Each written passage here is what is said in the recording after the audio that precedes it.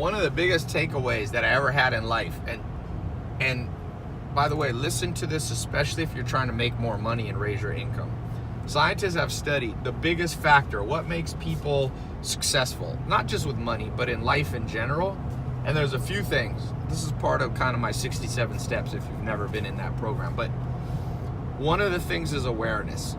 And I'm not going to talk about that now. I've recorded on this what I learned about awareness. I'm flying home now from the farm here by Joel Salatin, my first mentor. I'm flying to LAX, so we're driving to Washington DC to catch a flight. But what I wanted to say is, number two, interchangeably as important as awareness, is something called conscientiousness, and they kind of blur together. So in some ways, awareness is a subset of conscientiousness. So what I want to talk about for 1 second is, if you want to make more money, you raise your conscientiousness.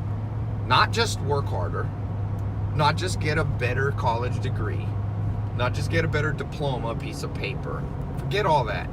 I'm going to the core crux of the matter, the heart of the matter, the root of it. And some people are conscientious and some people aren't. And I've never met someone successful that's not highly conscientious, that doesn't have superpower of conscientiousness. So I got to explain this, because this is something they never teach in school. No parents really teach their kids anymore. They used to teach this 100 years ago, but it's zero. You learn algebra and dumb stuff that you'll never use in your entire life. Now, maybe you'll learn algebra. 1% of the population becomes engineers. The rest stop teaching calculus in high school. Have you seen kids nowadays? You think can think through life's problems? No. But here's what conscientiousness is. It's 4 things, and I'm going to add a 5th one. Scientists give it 4. I'm adding one. Prudence, which means the ability to make wise decisions. Prudence. We all have that one friend that's an idiot. If they could have a choice between 2 options, they have a choice between dating an awesome person and an idiot. Oh, I gotta date the idiot. That's low prudence. There's a choice between 2 career paths. They pick the stupid one. They have low prudence. So that's the first thing.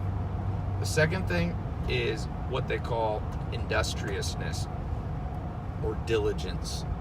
That's working hard when you need to and not being lazy. It's easy to understand. The third one is organization. Organization is not just writing out a to-do list, it's putting it in order. I know a lot of people that write to-do lists and they're all randomly in order. The most important thing is last. And so can you organize your day? Can you organize your thoughts? I think that's what the school system thinks math teaches kids. I was super good at math, by the way. It didn't teach me anything about being organized brain, really. Maybe a teeny bit. You get a 10% boost from but forget math. Get common sense and you'll be good. You can pay somebody else to do the math for you. You can pay an accountant. You think I do my own taxes? No. You think I build my own bridges? No. You hire engineers. So that's the third thing. The fourth thing, and this is a big one, is called perfectionism. That means, do you double and triple check your work? This world is full of people that just go, you give them an assignment, they do it, and then you're like, do you think it's done right? And they're like, yeah, probably. No, probably. Check the damn thing. If you're kind of stupid and no common sense, check it 30 times, because you don't have good common sense. You better double check more, triple check. When you get on an airplane, you know why there's basically no airplane crashes in the world as a ratio of how many flights there are? There's millions of flights and like 0 crashes. Simple. There's a system called Six Sigma that was developed. Big companies used to use it. Engineers used to use it. And Six Sigma says you only make 3 mistakes per million actions. And so how do you do that? That seems outrageous. How can out of every million flights there only be 3 problems with engines? Not even crashes, just problems. Easy.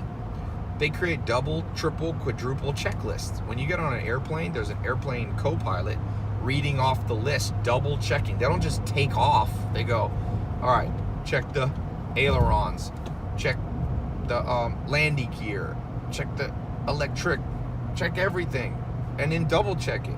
Then people can't figure out why they go broke all the time. I can't. You're not a perfectionist. And also, though, just to be clear, prudence, which we talked about earlier, which is making wise decisions. There's a time when you shouldn't be a perfectionist.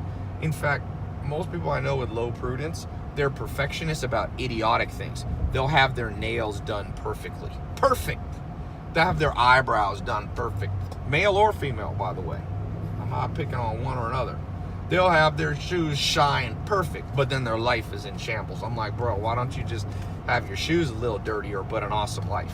And it's like, what do you mean? Oh, it's supposed to be a perfectionist, you said, Tai. No, perfectionist in important stuff. Like, be a perfectionist with making money. Double and triple check. I knew a guy at a nightclub, and he couldn't figure out why he never made money. I was like, bro, people stealing from you, your employees. Well, I'm like, do you double and triple check? Do you compare the little clicker from your bouncer, how many people walked in the club, to how much money you took home? And if you're charging, we used to charge cover charge. If you're charging $20 and 100 people came through the door, did you ever go, oh, I should have $2,000? No, he was just randomly like, well, it'll all work out. No, it doesn't. It doesn't all work out. People steal from you, and you end up making $1,400 because $600 goes out the door to somebody. So, perfectionism. And then this fifth one, now scientists don't have this fifth one, but I've talked to some scientists because I think the fifth one is awareness. So here's situational awareness. I'm going to give you an example. This is funny. Joel Salatin, my first mentor, I don't know if we had a little clip of him earlier. This is an amazing thing about Joel. This, I swear I should make this his own video. So, Joel is the most situationally aware person. He's not daydreaming. He's not, going, like he's not planning 33 years out from now. He's paying attention to what he's doing. Now, I've had this save my life before, especially working around heavy equipment. I've had people almost killed that I bring from the city to a farm because they're not situationally aware. We're putting up huge 8-foot, 300-pound posts, and they're like looking at their phone, and we have a little, like a winch holding it up, and the winch unsnaps and the pole comes, and I'm like, oh my God, pay attention. And here's a story, 2 stories. One, when I was 19, I was walking through a field with Joel Salatin, daydreaming, because I was from the city, and people in the city are told that daydreaming is such a wonderful thing. Yeah, once in a while, if you're Albert Einstein, it is. But even Albert Einstein paid attention to what he was doing in the moment. He came up with the theory of relativity equals MC squared while he was working at the post office 10 hours a day, sorting mail, paying attention.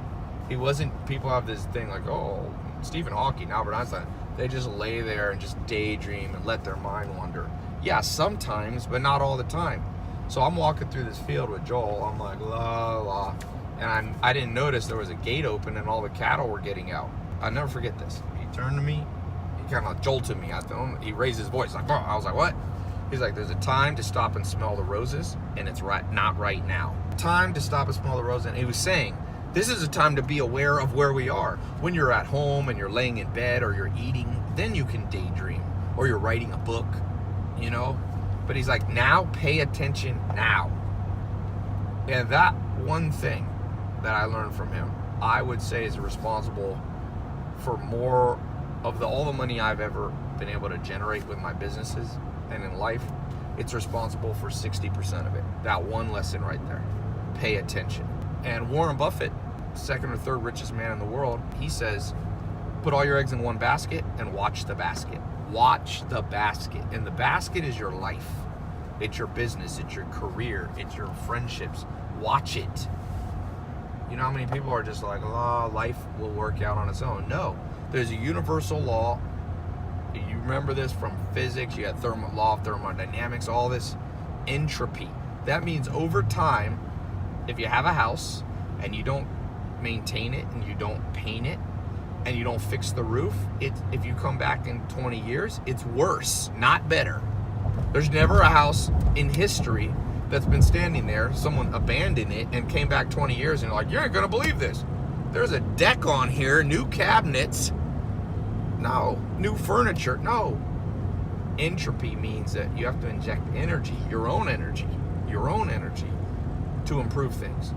And so when you're not situationally aware, you're not conscientious, you're not organized, you're not diligent, you're not a perfectionist, you're not somebody who is prudent, you're not industrious, all these things, guess what? Your life gets worse and worse and worse and worse, and then you can't figure out why your happiness is declining, your income is static, you're stuck in the same dead end. I can tell you why. Joel Salatin told it to me at 19. You're not watching the basket, you're not paying attention. That's 99% of the world. Another way of saying this is what Sam Chupp, I went and lived with the Amish, who are also very situationally aware. They're connected to the land. They pay attention to what they're doing. And Sam Chupp told me, he said, Ty, there's 3 types of people in the world. One makes things happen. The second watches things happen. And the third wonders what happened. And he said that kind of with a twinkle in his eye and a little joke, and I realized that's the entire world, the third one. It's okay to not always make things happen. Sometimes you gotta watch other people teach you. But that third one should never happen to you. Never wonder what happened. Andrea, never get a ticket and be like, oh, where am I flying? Look at the damn thing. It has the letters right in there. Pay attention to detail. Then you figure it out. It's literally a 6-year-old lesson that almost every adult in the modern world has to be taught, because the school system and how people are raised without any community, without it. Most people aren't raised with parents. And if they have parents, the parents are just guardians. They're not actually equipping their kids with the mental training that you need to make it and thrive in life. I repeat that. Most people are raised by wolves. That's what I always say. It's like wolves, you know, like if you were left Mowgli, you're left in the jungle and you have like these wolves, they protect you from predators, drugs. Like most parents, they keep their kids from, you know, doing drugs, and they keep their kids going to school. They keep their kids not just eating Cheetos all day, like basics. But that's what a guardian does. You might as well be at an orphanage for that. That's what they do at an orphanage, where they don't even care about you. Parents, in an ideal world, and I'm not saying I had this, because my dad was in prison when I was born. I had to go out and find a surrogate father, guys like Joel Salatin, mentors, people like Sam Chupp, and they're the ones. But you have to go seek them out, because they ain't gonna seek you. You think other people are sitting around going, "Who can I mentor?" Hell no. When the student is ready, the teacher will appear. And when the student's not ready, you ever heard that saying? When the student is ready, the teacher will appear. Everybody loves that saying, but what's the reverse, the inverse, the opposite? When the student's not ready, the teacher will disappear. Remember that. That's the negative side, but true. The teachers leave when the student's not ready. So you better make yourself ready for this, what I'm talking about now. Be conscientious. Be that person that's reliable. And I'm not doing it in some cheesy way, like give your best. Forget cliche. I'm talking about, you want to make 10 million bucks? Never met somebody ever, not once, who doesn't have attention to detail. So let me tell you this second story about Joel Salatin. You know, I like to collect cars. I've always loved cars since my mom said used to sneak in the garage when I was under 3 years old, and I'd try to take a key and put it in I would scratch the cars. I'd get in trouble. I was trying to put it in. I wanted to drive. Well, I've always liked cars, so now I got a little more money than I did when I was 3 years old. So I collect cars. And I had this Lamborghini, the black one, the smaller one. I have 2. I got 2 Lamborghinis now. And I'm in the city. You would think city people know a lot about fancy cars, right? Because Hollywood. So I had that Lamborghini for like a year. Joel Salatin comes to speak at a conference I have. He flies from a little small town in Virginia to a big city, Los Angeles. I pick him up at the airport. First thing he does, I picked him up. I happened to have the Lamborghini. I wasn't even trying to pick him up in it, but I was like, I don't know, picked up from service shop or something. He walks up to it and he goes, "This is an interesting car." And he starts noticing 10 things about that car. He's like, those are probably like 24-inch, the wheel width. Oh, wait, I see how they put that the way that, I can't even remember what it was. He noticed, he said basically it's an engine on axles. on just a frame, and that's why it's so fast. And he talked about it for 10 minutes, and I thought, oh, I got all these people that watch my videos of Lamborghinis, all these kids that are like, we know a lot about cars. Joel, simple farmer, observed more things about that car. To this day, not one person has ever said, and Joel's not even really a car guy. He's just observant. That's situational awareness. Another example, when Mark Cuban was over at my house, some of you, a couple million of you have seen that video. Well, he was at my house for a long time, but I only posted on YouTube like 20 minutes of it. But the most situationally aware person to ever walk at my house where I live, my Knowledge Society headquarters of my business in Beverly Hills, was Mark Cuban. The dude walked in, he noticed so much stuff, it's hilarious to this day. Now, this is a billionaire, the guy from Shark Tank, the owner of Dallas Mavericks. He walked through, he's like, why do your doorknobs work like that? I forget what it was exactly, but he like 7 things he noticed. To this day, I just had 350 entrepreneurs at my house. They want to be entrepreneurs. Not one person noticed any of the stuff that a billionaire did. You make money when you're conscious. The dude pays attention. That's why he made, what's he worth? $2-3 billion? How'd you like to have $3,000 million in your bank account? I don't know if he's all cash, but that's what his net worth is. It's a lot of money. And he earned it by doing stuff that most people won't do. And we live in a world, it drives me crazy. A lot of you seeing my Instagram and Snapchat now. I got a couple different ranches, farms. Why am I there? Because I got to get away from it, because it's like poison. You got to cut out bad social circles that teach you stupid habits. This modern world, just like Sam Chupp, the Amish guy, told me, 3 types of people. People who make things happen, people who watch things happen, people who wonder what happened. If at any point in your life you're wondering, you're like, I'll give you an example. I wonder why Donald Trump is president. Figure it out. Figure out the psychology. Quit being a Republican or a Democrat and be an observer of life. God, if I have to hear one more novice give their stupid political views, they know nothing. These are people, most people who talk politics, their life is in shambles. I'm like, why do I want to listen to your opinion about a complex entity like running the United States when you can't even balance your bank account, dude? Shut up. Why don't you go try to figure out why things are like they are? More people need to shut up and go start either observing things happen, making things happen, or figuring out why they happen. Figure things out. Joel Salatin walked by the Lamborghini. He was trying to figure out why the car said it could go 220 miles an hour. He walked around and was like, dude, this thing's a giant engine with almost no frame. And he noticed very specific things. Like I said, I own it, and I still don't know it to this day. And he's not a Lamborghini guy. He has a $1,000 truck he drives around. You guys saw his truck. It's the ugliest truck in America. But he don't care. Because he's not a perfectionist about his trucks. He's a perfectionist about his land and his business and his family and all the important things and his social life and his health.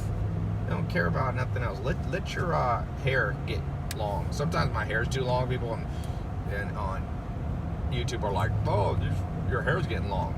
Well, that's not the thing to be a perfectionist about. Stop being a perfectionist about how you look. Male and female. The damn Instagram age gonna turn everybody into morons. People are taking 63 pictures to get one that they like. Really? That's what you want to be a perfectionist about in life? You want to look back on your life and go, well, I had a crappy job, crappy career, I was always stressed over money, my social life, my romantic life was in shambles, but you know, my health was in shambles, but you know what I was great at? I always kept my hair good. Oh my God. Prudence, you don't have the brain power to fathom what I'm saying. That's the world we live in right now. And then people are like, well, the rich are getting richer, it's unfair. Stop complaining, and why don't you figure out, why do the rich get richer? People say it's not a good, I'm not even saying it's a good thing that the rich get richer, but I'm curious. Stop trying to judge everything. Stop trying to go, well, Donald Trump is a horrible president, or Donald Trump is the best president. Try to understand the psychology. How did he get elected? Why did Hillary Clinton lose? What did she do incorrectly that he did correctly? Whether you're a Republican or Democrat, be curious about life. Figure everything out. If somebody sends you a book, read the whole damn book. Or be prudent. If the book's crap, throw it away. I meet people who are perfectionists. They're like, Tai, the reason I only read one book a month is because if the book is long, I can't move on to another book until I read every page. Why? That's bad prudence. When the book's crappy, I'd throw them literally in the trash. Or if there's only one good chapter in that book, I read the one good chapter. That's not the perfectionism you want. The perfectionism you want is on important things you double, triple, quadruple check. I know people that I watch them read books. They read the same sentence 3 times. Stop that. Learn how to read the first time you catch the meaning. And if your brain's too slow, exercise your brain. Your brain's like a muscle. It'll get stronger and faster. Don't wonder what happened. If somebody asks you what happened in World War I, you should be able to give a decent answer. And you might go, well, why does history matter? What matters is that you're observant. World War I wasn't that long ago. You shouldn't understand the basics of World War I, World War II, Vietnam War. You should understand what happened in Iraq, what happened in Syria. You should know the basics. I was on a date once with a girl in Santa Monica. I was like, well, tomorrow I got to fly to Miami. This is an American girl, by the way. And she goes, Miami, where's that? And I was like, this is a grown adult woman. I'm like, what do you mean? She's like, I think I've heard of that. Is that in Northern California? I'm like, what are the odds? Would you invest your money in that person? No. Always think this way when you're trying to figure out the characteristics you have to develop. This is mental toughness. This is mental.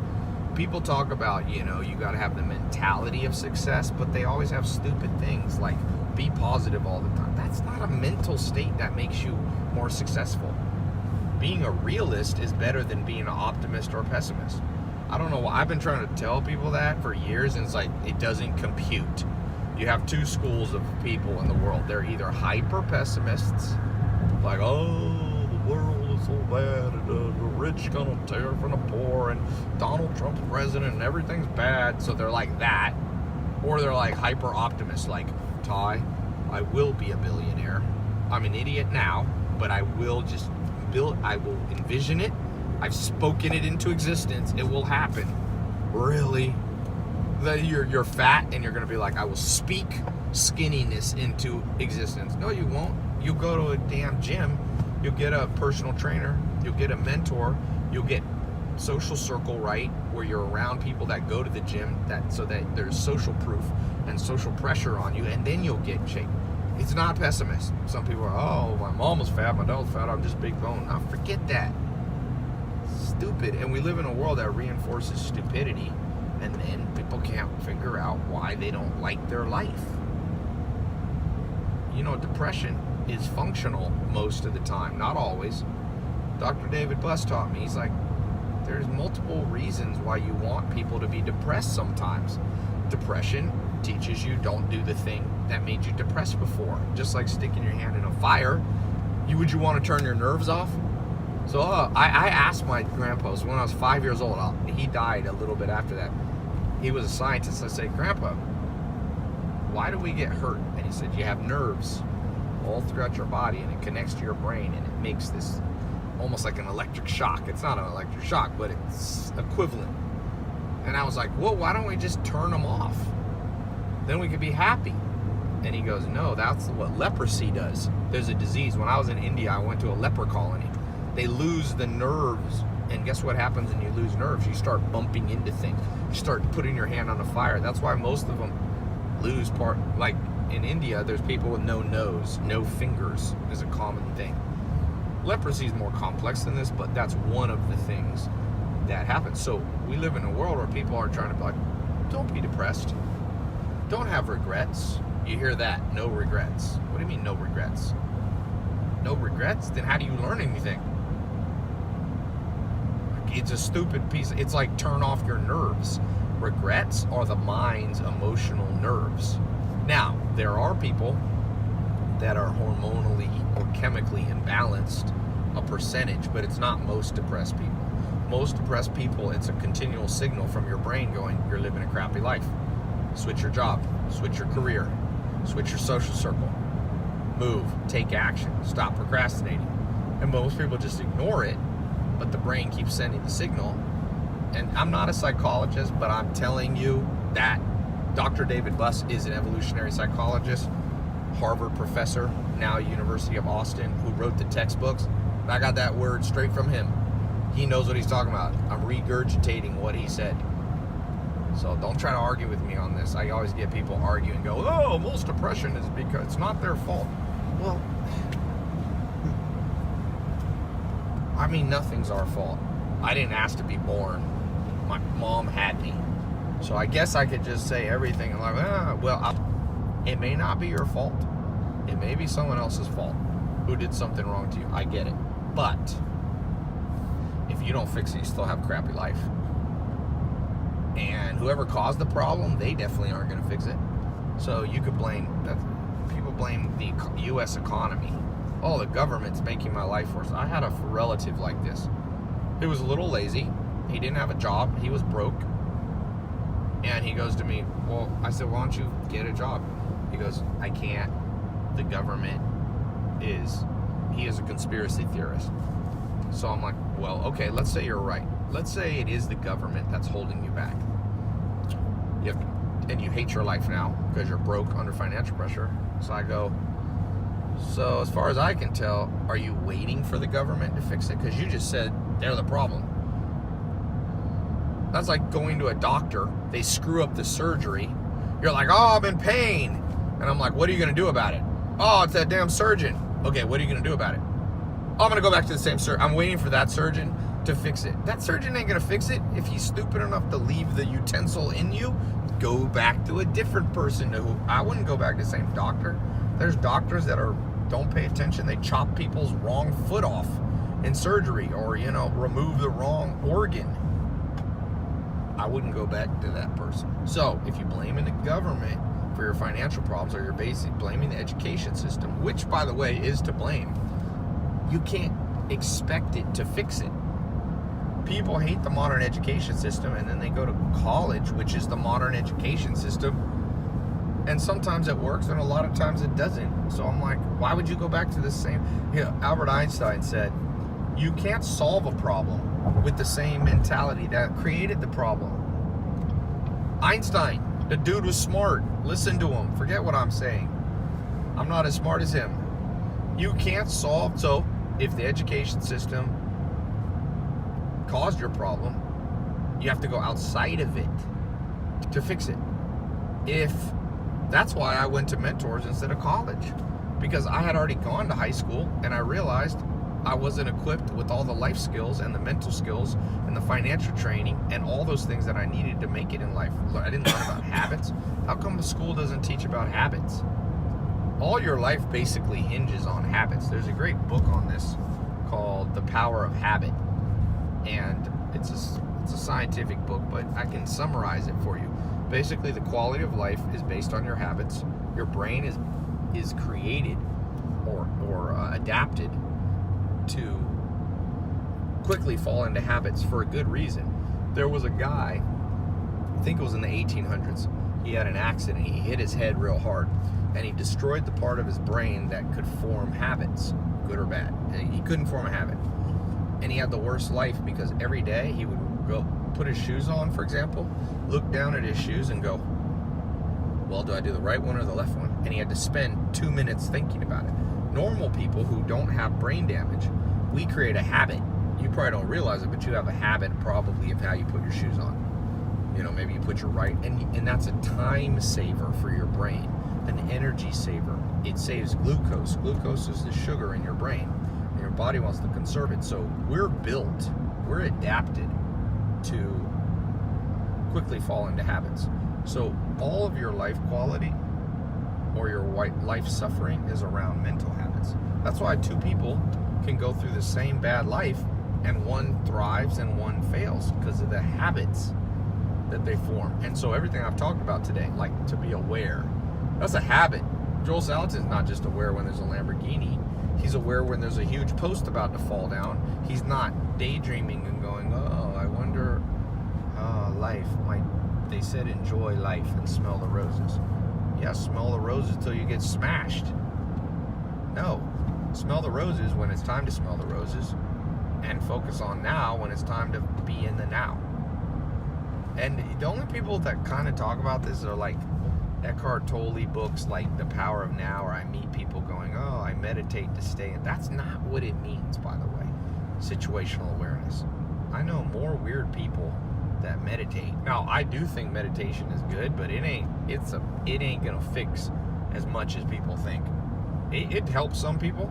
Dolph Lundgren, the guy who was in Rocky IV and Expendables, you know, the famous actor, I'm friends with him, and he told me that meditation has helped him a lot, but it'll only take you so far. And doing yoga only gonna take you so far. Trust me. You know one thing. That's like saying your arm is cut and all you need is one Band-Aid. You might need a lot of stitches. Meditation might be one stitch. Yoga might be one stitch. There's a lot of stitches to fix problems. You know, I cut my eye once playing basketball. A guy slammed into me. I took a charge, and I forget, it's in my eyebrow. My hair still doesn't grow back in part of my eyebrow. I got like 25 stitches. The doctor wasn't like, one stitch. It's a big cut. You need a lot. So people people aren't aware. They go, well, I meditate with Headspace app, and I'm gonna solve all my crazy problems. No, you're not. That's one stitch. It's a good one, but it ain't enough. You got to do 20 things to fix these problems. So, practical takeaways. Be curious about everything. For example, here's a test. I'm gonna test you right now listening to this. Most people, and I'm assuming you look at your keyboard on your laptop or your computer a lot. Okay? So I'm going to ask you this question. What does F1, F2, F3, F4, F5, F6, F7, F8, F9 do? What do those all do? And I bet you can't. I bet you 0 people will watch this video or listen to this audio and be able to answer all of those. Nah, I shouldn't say 0. I'll be a realist. 1 per 10,000. So let me get this straight. You look at something, but you never take the time to be curious enough and go, why did they put the F1, F2 there? Why'd they put it there? I've done this at conferences where there's hundreds or thousands of people, and I see people Googling it to try to look smart, but nobody knows the answer right away. What's F5 do? What's F6 do? There are keyboards on people use their keyboard freaking 30% of their entire life, and they don't know shortcuts. They don't know how to switch tabs. They don't know how to close. So, the practical thing, pay attention, be curious, be a perfectionist when it's called for, and be smart with decisions and know when it's not called for. Did I get off here, it said? 1.6 miles. Pay attention to now. Don't listen to the orthodoxy that tells you you are a little flower and everything's perfect and you are a unique sun petal or whatever the damn rain snowflake and all life will just magically work out for you. Entropy, baby. Law of the universe. You know what's more important than your mom cuddling you and giving you false advice? Don't cross the laws of the universe. Ever. You want to set up a guarantee for a bad life? Be like, Mom, law of gravity doesn't apply to me. When I was a teenager, this girl I know at my church was dating this whack job guy. And the dude was trying to show off to the girl I know. I won't say her name in case she's listening. So he climbed up a telephone pole to show off. He was a little drunk, I think, and went to hang out on the wire. No one even asked me what this was in this joker's head. I think he wanted to show he could like hang, or I don't know what he was doing. You want to know another thing that reminds me of this truck? Point of this truck. This dude, you know, you've been alive that many years, you don't know how to get on an on-ramp. It's hilarious. I'm gonna prove this to you.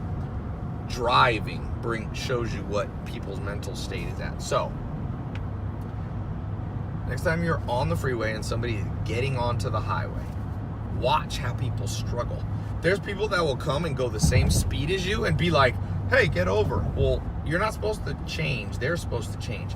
Go faster or go slower. It's crazy how few people know that. If you can't get around somebody, hit the damn brakes and come behind them. This dude here almost crashed into that car because he couldn't press the gas or press the brake. Don't show his face. blur that out. I don't want to embarrass the guy. But you think I'd invest money in that guy if I saw him driving like that? Hell no. I'd be like, this dude doesn't have common sense. He's not ready. He might be ready. People change sometimes. People improve. But a lot of times people get worse. Entropy. If he doesn't inject mass, let's watch this car. Same thing. This joker gonna go the same speed. So I have to get over in another lane. Bro, if you have a slow car, press the brakes. If I'm going 55, go 35. Like I said, the more I learn about people, the more I like my dogs. The more I learn about people, the more I want to go back to my farm. That's the only thing I hate. I like the city, some things, but dude, you want to, LA, 12 million people. What percentage of those people have their heads screwed on straight? What percentage of those people were trained in life? You got to be trained. There's never been a Navy SEAL who was good Navy SEAL without being trained. There's never been a martial artist that wasn't trained. There's never been a UFC fighter. There's never been a business person that wasn't trained by somebody. By someone else, by the way. All you self-sufficient narcissists who are like, I learned through trial and error, just go out and do it. I thank you for your service because you're easy to beat in business. All you people. I don't need to read, I just learn on my own. Bad prudence. You got no brain power. You got brain power. I know a lot of smart PhDs that have no common sense. You learn everything from other people. That's how you learn English. That's how you learn manners. That's how you learn how to walk. You observe others and you ask some questions and you learn by osmosis. Driving, boy, driving tells you everything. Go drive in LA. You're like, okay. This, everything's a microcosm. Everything small is like a microcosm of the big. If you want to understand why Donald Trump's president, meet 100 Americans in states where he won. You want to understand Hillary Clinton? Go to a microcosm, a small version of her voter base. Go to a Democratic state and meet 10 people who you knew would vote for her. Then you'll start to understand, oh, they're this kind of person. They have this kind of occupation. They have this kind of worldview. They have this perspective. They see, government in this way. Observe everything. Understand. That barn right there, that's a hit roof barn. Why did they build hit roof barns? Why? Most people, this is an interesting thing. I'm not that religious, but there's a lot of wise things in religious books, scriptures, sacred documents. And one of the things that I remember is Jesus Christ said, in order to get eternal life, in order to get the kingdom, okay, you have to be born again. And then somebody asked him, but Jesus, how can a person be born again? Is he going to go back into his own mother's womb and be reborn? And see, the guy didn't get that was a guy that was wondering what happened. He didn't understand what Jesus was saying. And again, I'm not a spiritual teacher or anything, but I get it. It took me a long time, and then it clicked one day. I said, he was saying to get what you want. Now, he was talking about whatever, heaven or the kingdom, but think of it this way. To get this prize that you want, and everybody has different goals, to get the goal, you have to be born again. Now, you have to be like childlike. What does it mean to be childlike? What does a little 3-year-old ask you over and over? Why? And most parents suppress that in their kids. They're like, don't ask so much whys. Don't say that to your kids. Encourage your kids to say why. Because the person who says why at the right time, there is a wrong time to do it. Like when somebody's, on an airplane, you don't turn to people next to you and go, why is this plane in the air? Why am I sitting? But notice everything. You notice that this road right here, it's crowned in the middle. You know why it's crowned in the middle? Because it rains a lot here on the East Coast, and the water that way runs off. If you don't crown it in the middle, it'll pool in the middle, and you'll get puddles. Why? Sometimes I've asked myself, why is that grassy median right there? That looks like it's about 30 25-ish feet, maybe 25 feet. Why'd they pick 25? And in some places it's only 2. Pine trees right there in front of me. Why do pine trees not lose their leaves in the winter? And regular trees do. I can name every tree in there. People drive by trees, ask what they are. It's because I went through a point in life, I was like, I'm gonna find out what every tree is. There's a willow's trees right there. I can also name almost all those grasses. Those are sedges right there. Those ones sticking up. That's bull thistle right there. There's fescue and orchard grass and plantain and burdock, and that's a sumac tree. Pay attention. And it doesn't have to be just about nature. That's how you make money. That's how you also impress people. People always ask me, how do you get a mentor?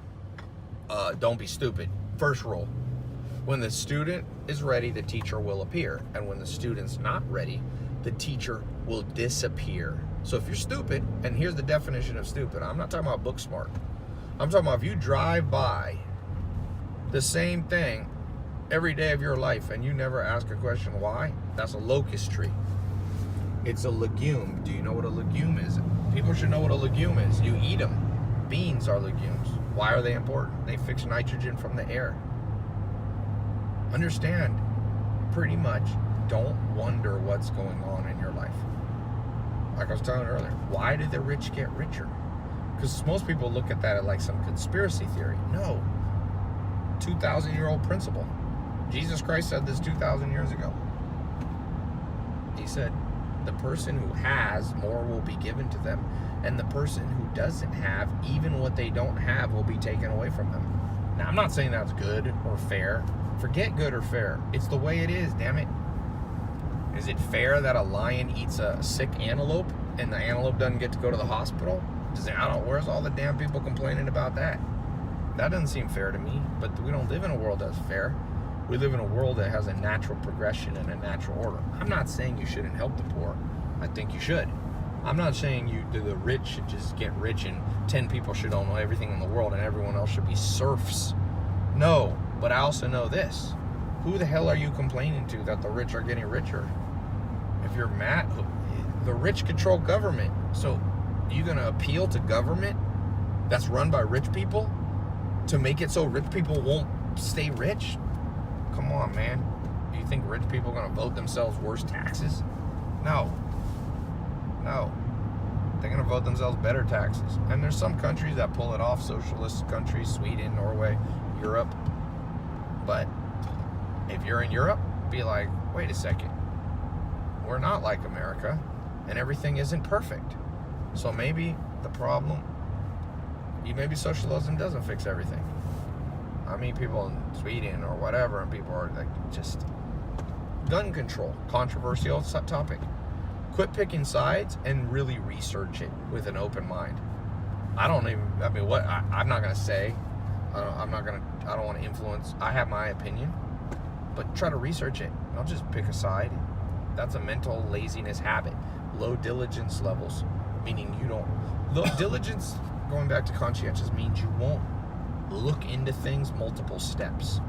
So if things are not working for you, you'll try once, but you won't try again.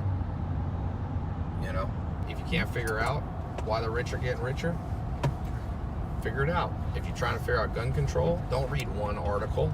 Read books by both sides. Call up the NRA. Be like, yo, this seems crazy. Am I missing something? You know? And if you're a gun rights person, call up the anti-gun people. Wouldn't you rather live in a world where people look at both sides before making their stupid decisions? God, I had somebody the other day, I won't say who, go, well, it's my opinion, you should respect that. Why? Do you think opinions should be all respected? Should I respect the 9/11 bombers' opinion that they should blow themselves up? Hell no. Should I respect that? Why? Opinions mean nothing. You should respect what's true, and that's all that matters. And the rest is just noise and freaking static that ruins everything. No. Stop thinking your opinions are valid. Earn the right to have an opinion. Charlie Munger says, you should not allow yourself to have any opinion, that you can't argue the other side better than the other side can even argue for themselves. So you shouldn't be able to be anti-gun control in his opinion. I mean, pro-gun control, unless you can argue the NRA's side better than the NRA. You want to solve all world problems, all strife, all war, all dissension, all divorce? What Charlie Munger said. You know why most people get divorced? Because they can't see the other person's side of the story, because they're so narcissistic and so into their worldview that they can't fathom that someone else has one. You know why there's war? Because, North Korea and South Korea can't sit down and be like, yo, let's work this out. Maybe they will now. But all wars, Germany, World War I, Hungary, they can work it out with, Serbia, Bosnia, Croatia. They just Baltic War again, and it created Adolf Hitler. And then World War II. People couldn't work it out because Adolf Hitler, talk about a dude that couldn't see other people's side of the story. His best generals, Rommel, he had him killed at one point because Rommel didn't agree. He gave him honorable death. They came to his house, the SS, and they gave him poison. And they said, we're either going to come in there and kill you in front of your family, or you can take an honorable death. And Rommel, I think he took cyanide. He killed his best general because Adolf Hitler couldn't fathom that other people's opinions might be right. But he lost the damn war. His guys told him he invaded Russia. And his guys were like, no, it's too cold. The winter, we have to go in earlier. He didn't go in till like May, and Russia gets cold fast. Napoleon made the same mistake. But the other mistake that Adolf Hitler made, well, a big one, he could have invaded England early when he probably could have conquered England, which means Germany probably would have won World War II.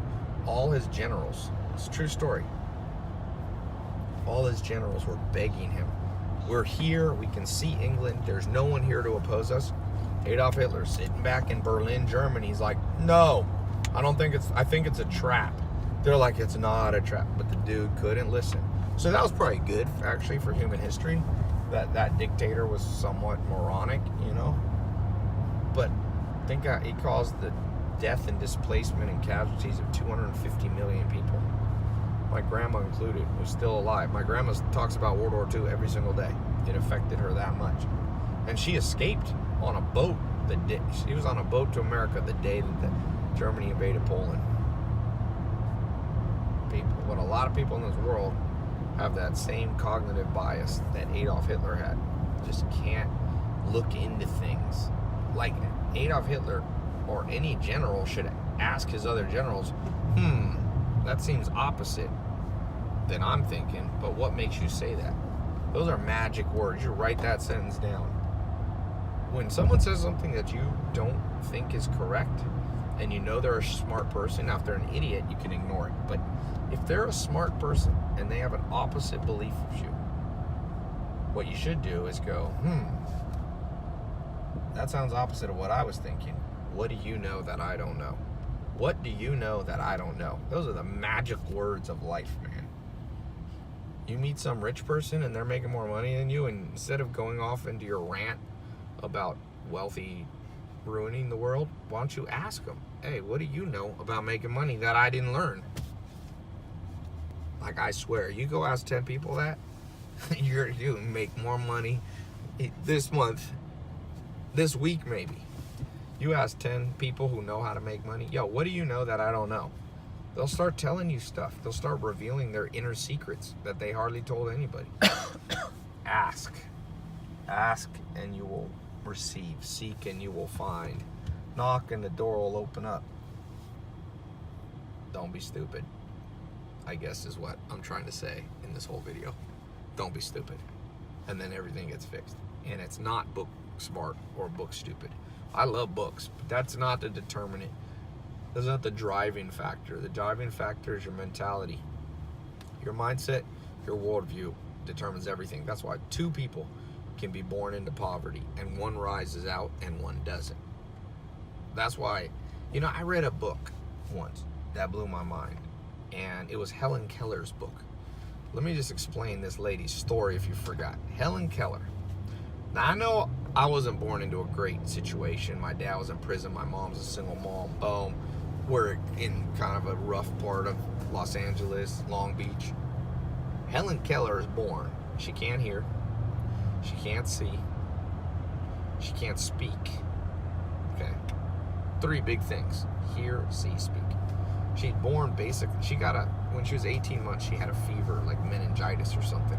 That's what caused it. She's in, somehow, I can't remember, unfortunately, this full story, but I think she was somehow abandoned by her parents or left to like caretakers. This is before there was Braille. This is before that people cared about handicapped people. Now you have a lot of support for handicapped. We're talking, 1800s. They thought that it was just like afflicted. They're gonna like leave her. So she goes. She struggles. Obviously, she can't communicate. She's in darkness. She can touch things. That's it. This lady writes more books than you or I have written. Just let that sink in for a second. She writes more books than you or I have written combined. I promise you. I think she wrote, I don't know, at least 3 books. She can't see, hear, or speak. She created her own language called Braille. And then I meet people who are like, "Tai, you don't even know what I've gone through." I'm like, "Bitch, have you been through what Helen Keller went through?" No? Okay, well, she rose up out of it. So shut your mouth and go do stuff. That's what I feel like saying. I don't always say that. And to myself, I say that too. Sometimes I feel sorry for myself. I'm like, Tai, don't be a bitch of your own brain. Helen Keller wrote 3 books and couldn't see. What's your excuse? What is your excuse? Just ask yourself, in light of those new circumstances, what are you complaining about? What's wrong? Your mommy didn't tuck you in enough? The government didn't send you a big enough check of other people's money that earned it and they're not sending it to you?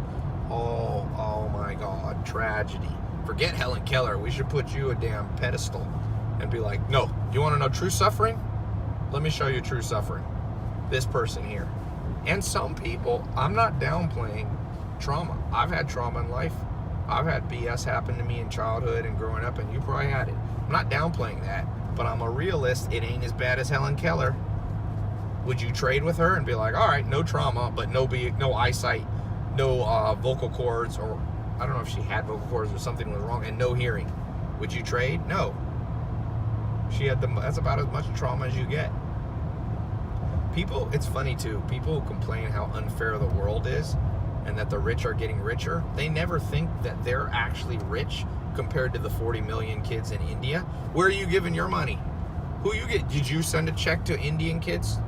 No, but you're complaining about how unfair it is for you. If you make 30 grand, there's a lot of people in India who make $14 a month. So $14 a month, they make roughly $250 a year. Okay? $250 a year. So if you really cared about how unfair the rich and the poor is, you're rich. If you have an iPhone or a laptop and you're watching this, you're rich. So before you complain about the rich, why don't you do a comparative analysis and start sending checks to AIDS orphans in South Africa or in the southern part of Africa? There's countries in Africa where there's little kids, and that ain't their fault. Little kids are innocent. And they're born, you got countries where you have 30 to 50% HIV rate. I don't see all these people so I said, stop complaining, do something. Stop complaining. I meet all these people that are like environmentalists. I don't see you on a farm. Really? You really care about the environment? Buy a damn piece of land and go fix it. That'll take hard work though. That's a lot harder than yabbing your mouth. You're a vegan and you don't think there should be, animals? We'll go grow a huge garden and go feed your whole block with good vegan food. Then I'll respect you. What do I have to respect you just because you have an opinion? I'm not saying what's right or wrong. I'm just saying you're vegan, you're an environmentalist. I don't see you out there. Go pick up trash on your street. How many vegans in LA that I gotta be around? And no offense to vegans, I know great vegans and I know annoying ones, but I know great meat eaters and I know annoying ones too. But I'm just saying, if you have a heavy stance on something, back it up. That's what I mean by don't be stupid. Do you have any situational awareness? If you really care about the environment, driving even a Prius ain't good for the environment either. You think the solution to improving the land is we should just drive Priuses around? Still burning gas. Ride a bicycle then. That makes more sense. Ride a bike. Ride a bike everywhere. Then I'll respect that environmentalist. I met a guy once, his name was Eben Haas. He came and visited the Amish. He believed that the system was corrupt, that oil was being done by large companies exploiting countries for oil. So he refused to get in any car, any vehicle, any mode of transportation that had gas. He walked from Massachusetts to Virginia to meet where we were. I respect that guy. He has a strong opinion, but he backs it up with action. He doesn't just babble and sign online petitions. Oh my God. The work and the struggle of all those people who sign online petitions. I'm not saying you shouldn't sign an online petition. I'm just saying, you think you're going to solve the world problems by online petitions? Things that are easy don't change the world. Mahatma Gandhi wanted to end British colonialism in India in the I think it was the 40s, when he was assassinated. Late 30s, early 40s. And you know what he did? He said, none of us buy any clothing from England. But they said, but there are no clothes to buy. And he said, then make your own. And he started showing people how to make their own clothes. See, he put action. All great people that have changed the world put action. They didn't complain, and Martin Luther King Jr. didn't go, the world's unfair, I'm black, it's unfair. He went out and organized, and he thought it through how to do it in an effective way. Malcolm X too. And whether you agree with everything they did or not, Gandhi, whatever, at least you can respect them. You know, it takes a lot of guts to do what those people did. Fight the system. They didn't sign online petitions that someone started or forward an email chain. What'd you do for the cause? I went to my laptop and I pressed my mouse here and I pressed forward and I forwarded it to 10 friends. I mean, that's kind of good, and I'm not saying that it's not good to spread messages, but it's not the core solution. It's a band-aid. It's not going to solve the main problem. You're going to have to do something for real. Don't complain about you hate your job. Just quit it. That's what you do. Just quit. And people go, I can't. I might go broke. Well, then go broke for a little while. Take the pain, and then go, I'll never get in that situation again. Get depressed. It's good. You should be depressed every once in a while. In fact, I read a book. I forget the name of this. It's a scientist who studied brain, mental habits. I think it's on my website. I'll try to remember it. But he said you should be sad and depressed about 25% of your life. 15 to 25. Because if you're depressed and sad less than that, that means you're not learning from your life lessons. And if you're depressed more than that, so that means, like, you know, one day a week shouldn't be the greatest day of the week, but it should be a learning day. Maybe you're under stress because you're in a group where you're the dumbest person. That's stressful. Once a week, be in a room where you're the dumbest person in the room, because it's the only way to learn. You have to be dumber than the people around you. That's how you get smarter. Once a week, be in the gym with somebody so much stronger than you that you're fully intimidated and you're very looking at your body like, yo, what is wrong with me? Like, yo, I'm fat, I'm out of shape. And if you're in great shape, find somebody that embarrasses you. You want to make $1 million? Find somebody who would be embarrassed to make $1 million in a year and spend time around them, and then you'll learn. Law of 33%. It's a video I did, a TEDx talk that I did a couple years ago. Everything that I'm telling you in this, you're not going to learn in school, but it's so common sense that's impossible to argue with.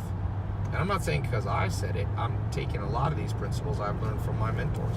So if you argue with me, you're arguing with a lot of smart people. You're not just arguing with me. And I'm not saying I'm always right, but I'm saying so far in my life, I look back at the core principles I learned from people like Joel Salatin, Alan Nation, you know, or situationally from guys like Mark Cuban.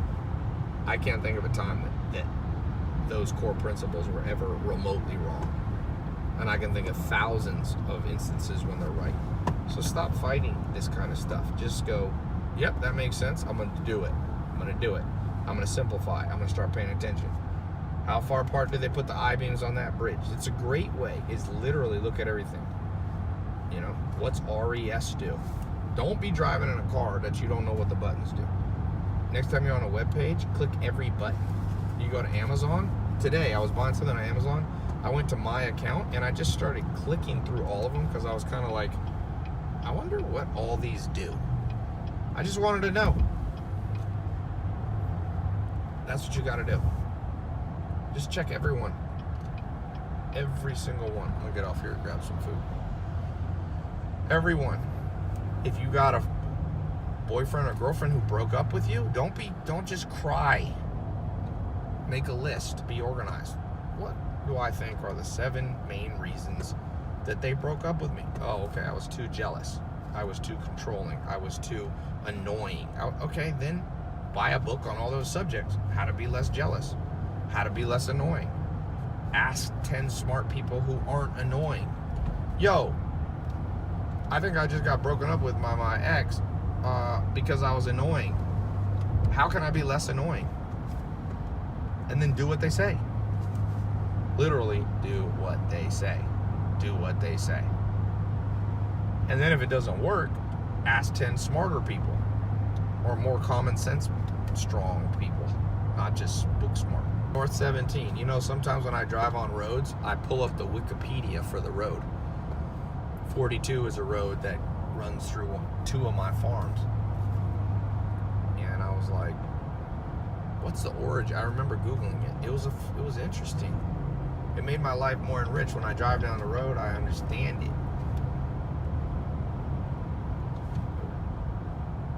Understand that Jeep right there. Who owns Jeep? How much revenue does that company make? You want to make more money? Start figuring out company. How much does Jeep make? Who knows off the top of their head?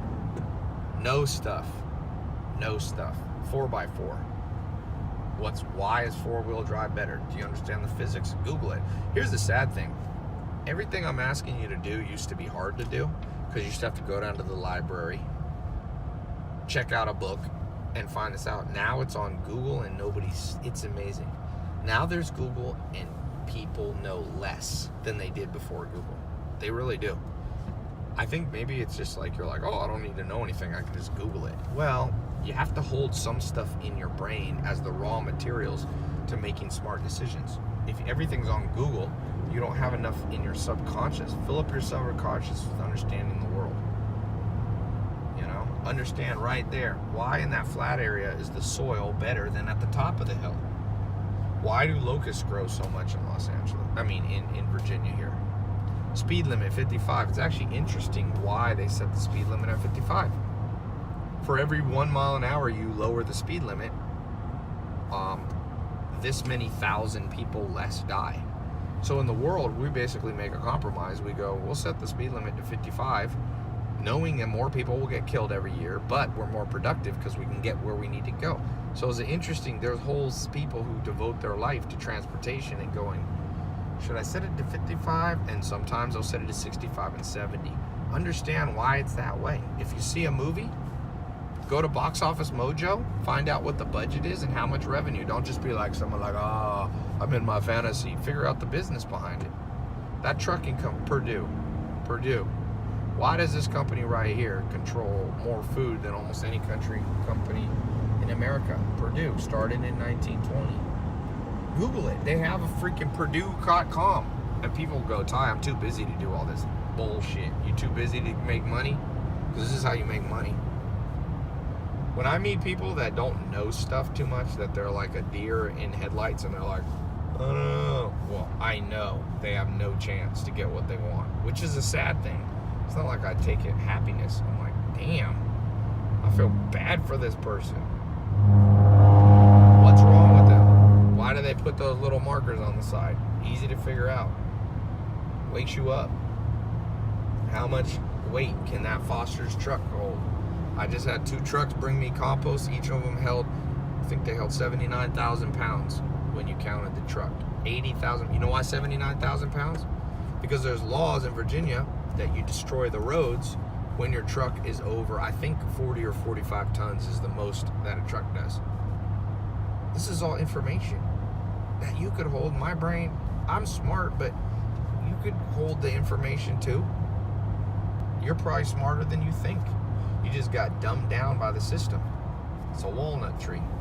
Why do walnuts grow here and not pecans? Frank was asking that.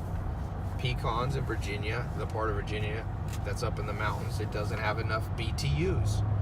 Why are BTUs important? They're heat units.